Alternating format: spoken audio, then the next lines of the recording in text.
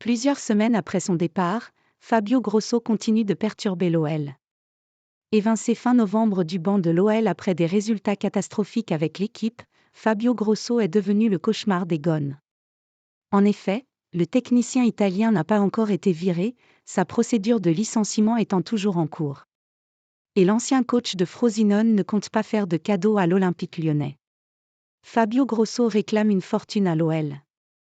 Le 30 novembre dernier, soit 2 mois à peine après son arrivée, l'OL annonçait la mise à pied de Fabio Grosso. Le technicien italien n'aura dirigé que 7 matchs sur le banc rhodanien pour un bilan d'une victoire, 2 nuls, 4 défaites. Des résultats qui ont englué le club à la dernière place et ont eu raison du champion du monde 2006. Toutefois, Fabio Grosso ne veut pas quitter l'OL aussi facilement. Visé par une procédure de licenciement, l'Italien réclamerait une indemnité de licenciement comprise entre 1,5 et 2 millions d'euros. Toujours sous contrat avec l'OL comme 4 membres de son staff, Raphaël Longo, Francesco Vaccariello, Vittorio Carello, Mauro Carretta, note de la rédaction, Fabio Grosso, réclame, selon le Progrès, réparation sur le préjudice subi. Mais ce n'est pas tout. Fabio Grosso bloque la prolongation de Pierre Sage.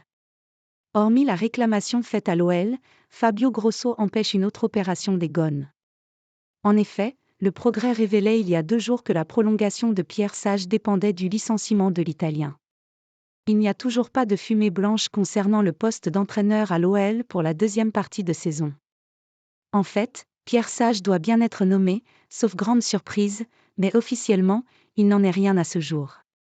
La période de vacances à l'heure de la trêve hivernale donne un peu de latitude au club pour boucler le dossier, mais c'est surtout pour des questions juridiques que rien n'est encore annoncé. La procédure de licenciement de Fabio Grosso, débarquée le 30 novembre dernier, n'est pas encore finalisée, comme évoqué dans notre édition de vendredi, et peut prendre encore quelques jours, reportant de fait la nomination de son successeur, avait écrit le journal.